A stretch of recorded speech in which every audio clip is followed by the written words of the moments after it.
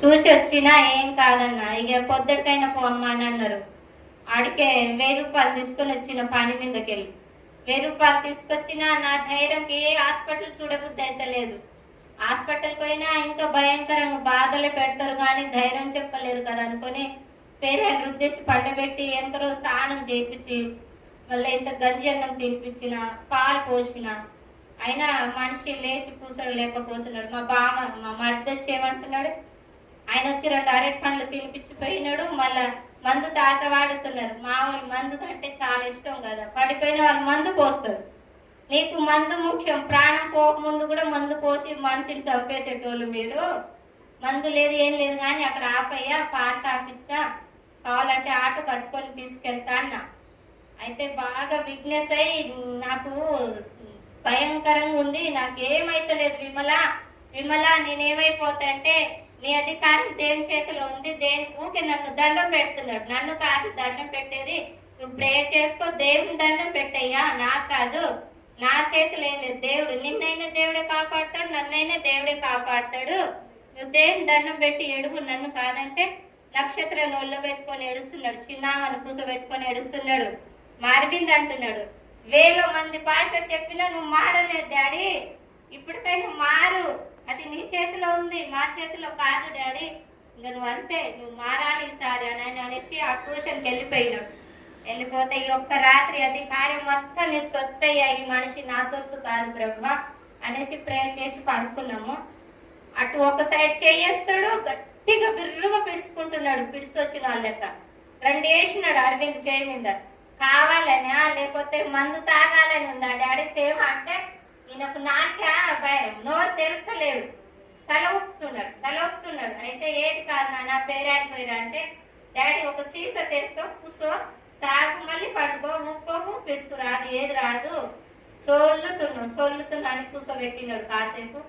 ఆడికి 7-8 అయితే ఇంత మజ్జిగన్నం తీసుకుపెట్టి పండబెట్టిన. మళ్ళీ తెల్లారి స్నానం పోసిన, ఒక బకెట్ వేడి నీళ్ళు పెట్టి ఇంకా గబగబ తినబెట్టి ఈ టైంకి హాస్పిటల్ తీసుకెళ్తే డాక్టర్ అన్నాడు, చూడగానే ఏమైందయ్యా నీ బాడీ కంటే బాగా షాక్ వస్తుంది సార్, నిలవస్తలేదంటే చేయి సాప్ అన్నాడు. 2 చేతులు ఎడుపులో సాపినాడు, ఊగుతుంది, షాక్ వస్తుంది. అయ్యా ఎన్ని బాటిల్ తాగుతావు రోజుకు మందని అడిగాడు సార్.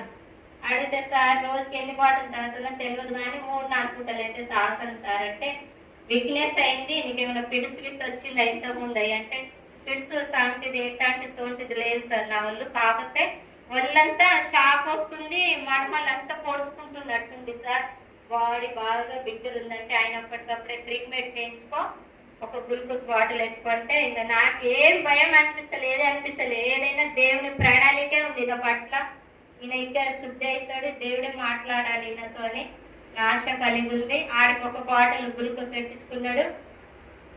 ఆడికి మా చెల్లెలు వచ్చి ఏడుస్తున్నారు, మేనత్తల కొడుకే మేనత్త కొడుకే ఉన్న అత్త మావలు పోయినారు, బావా నువ్వైనా ధైర్యంగా ఉండు బావా, తాగకు, మానుకోయ్యా అయ్యగాని దండం పెడతా అని మా చిన్న చెల్లి హైదరాబాద్ నుంచి వచ్చింది, నడిపి ఆయన ఉంటది.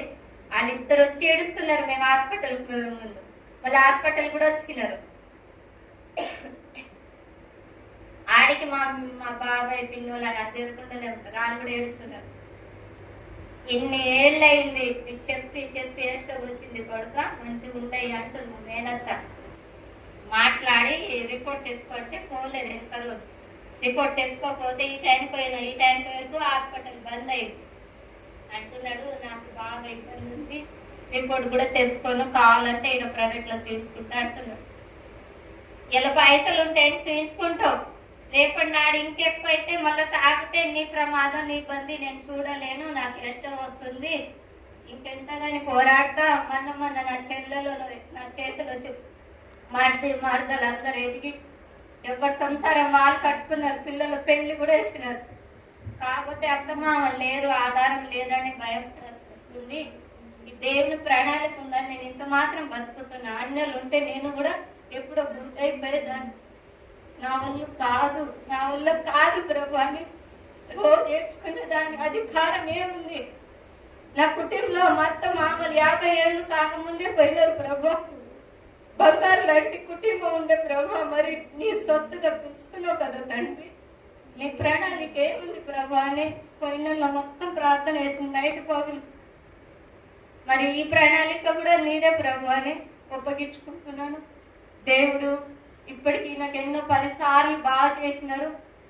అంతకుముందు 20 రోజుల ముందు మా ఆడబిడ్డలు ఊరికే ఫోన్ చేసి అన్నయ్య నీ సన్నిధికి వచ్చి తండ్రి నీ సన్నిధిలో నాయన వారి పాదాలని స్థిరపరిచి నీ ఎదుట మొరపెట్టే మనసు ఆ కుమారునికి దయచేయమని అయ్యా నీ పాదాల చింత నాయన నీ పాదాలు పట్టుకొని అడిగి వేడుకుంటున్నాం. మా పరలోకపు తండ్రి నీ వందనాలు స్తోత్రం రాజా. నీ కను దృష్టి ఆ కుమారుని పైన ఉంచును దేవా, నీకే వందనాలు తండ్రి. నువ్వు నడిపించగల సమర్థుడు తండ్రి. అయ్యా హెచ్చికేలుతో మాట్లాడిన దేవుడు తండ్రి, నీకు స్తోత్రం నాయన. అయా లోయల మధ్యకు తోలుకపోయి యమగల మధ్యలో నిలబెట్టి నరపుత్రుడా నువ్వు పలుకు ఈ అమ్మగలతో నేను జీవం మోస్తున్న దేవుడు కదా తండ్రి, నువ్వు మర్చిపోవు దేవా, నీకే వందనాలు. నీ కుమారులు నాయన నీ పిల్లలమైన మమ్మల్ని నీ గరికి చేర్చుకొని తండ్రి అయ్యా ఒకరొకరితోటి నువ్వు మాట్లాడి తండ్రి మమ్మల్ని ఎంతగానో నీ మాటలతో బలపరిచి నీ వాక్యముతో నాయన మమ్మల్ని తండ్రి నీ వాక్యముతో మా హృదయాలని కడుక్కొని తండ్రి అయ్యా నువ్వు పరిశుద్ధుని తండ్రి మమ్మల్ని పరిశుద్ధులుగా నాయన నీ గరికి చేర్చుకున్నావు తండ్రి, నీకు వందనాలు స్తోత్రం నాయన. నీ దృష్టి ఎదుట ఏ మంచితనం లేని వారిని నాయన అయినా మమ్మల్ని ప్రేమించినవు తండ్రి. ఎందుకయ్యా మా మీద నీకు ఇంత ప్రేమ తండ్రి. అయ్యా నీ ప్రేమకు నీ కృపకు నాయన కృతజ్ఞతలు దేవానికి వందనాలు స్తోత్రం నాయన. పరిశుద్ధాత్మ దేవా నీ ఆత్మతో మమ్మల్ని నింపి నడిపిస్తున్నా నాయన దేవుడు తండ్రి, నీకు వందనాలు. నీతి మంతులకు నాయన అయ్యా నీతి మంతుల కొరకు తండ్రి అయ్యా నీతి మంతులకు న్యాయం జరిగించే దేవుడు తండ్రి దేవా, నీకు స్తోత్రం. నీ రాకడ సమీపంలో ఉన్నాము దేవా, ఓ తండ్రి నీకు వందనాలు. నిన్ను కనిపెట్టి తండ్రి ప్రార్థన చేశాను అనుభవంలో మమ్మల్ని నిలబెట్టుకొని వాడుకోమని నేను వేడుకుంటున్నాము తండ్రి. ఏదో కుటుంబాన్ని దర్శించిన దేవుడు నాయన. అయ్యా మీ అందరికీ వందనాలు, అయ్యగారికి అమ్మగారికి వందనాలు. చిన్న సాక్ష్యం నేను చెప్తున్నాను. దేవుడు నాకు జ్ఞాపకం చేస్తున్నాను. నిన్న ఉదయం 8 గంటలకి పెద్ద కొడుకు పెద్ద నడవలో ఉంటారు వాళ్ళు. 8 గంటలకి ఆమె ఇంట్లో పనికి పోయిందంట. పాపను పెట్టుకొని మా పిల్లగాడు ఇంట్లో ఉండంట. ఇంకా ఇంట్లో రూమ్లో వంట చేసుకుంటూ ఉండంట. అమ్మాయి గేట్ దగ్గరికి వచ్చిందంట. గేట్ దగ్గరికి వచ్చిన తర్వాత ఒక ఆయన స్కూటీ వేసుకొని ముందు నిలబడంట రోడ్డు మీద. ఇంకొక ఆమె సంచన బుక్ పెట్టుకొని ఒక సంచలాగా వేసుకొని గేట్ దగ్గర పోయిందంట. అయితే పాపని బాగా చేయి దగ్గర రమ్మని చేసాగా చేస్తుందంట. చేసాగా చేస్తుంటే ఈ పిల్లగాడు చూడలేదు.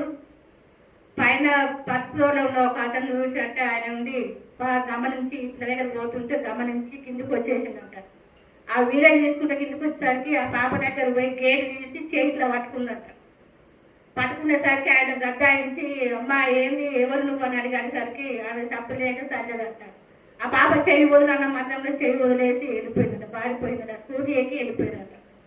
దేవుడు ఈ బిడ్డని నిన్న ప్రమాదం స్థితిలో ఉన్న బిడ్డని రక్షించిండు. ఆ జ్ఞాపకం చెప్పాలని జ్ఞాపకంతో నేను చెప్పాలనుకున్న ధైర్యం జరగకుండా దేవుడు నాకు జ్ఞాపకం చేసి చెప్పమని అంటుంది. దేవుడు ప్రార్థన నాకు దేవుడు జ్ఞాపకం చేసిండు. కాబట్టి కుటుంబం గురించి మా కుటుంబాల గురించి మా గురించి కొంచెం ప్రార్థనలో పెట్టి ప్రార్థన చేయండి. దేవుడు ఒక దిగు వచ్చి అమ్మని పాపని రక్షించినట్టు నాకు అనిపించింది. దేవుడే నాకు అడ్డపడడానికి నాకు చాలా బాగా అనిపించింది. నాకు ఇంకా మాస్తూ రాత్రి అంతా నిద్రలేదు, ప్లేలోనే ఉంటాము. అక్కడ వాళ్ళ ప్రే చేసుకుంటాం, మేము ప్రే చేసుకుంటూ ఉంటాము. కానీ దేవుడు మా పక్కన కార్యం చేసి నేను రోజు ఉదయం సాయంత్రం మనోరాల గురించి ప్రార్థన చేస్తున్నాను. అక్కడ దేవుడు దగ్గర అద్భుతం చేసిన జరిగించిన కాపాడడానికి వందనాలు తీసుకున్నాను.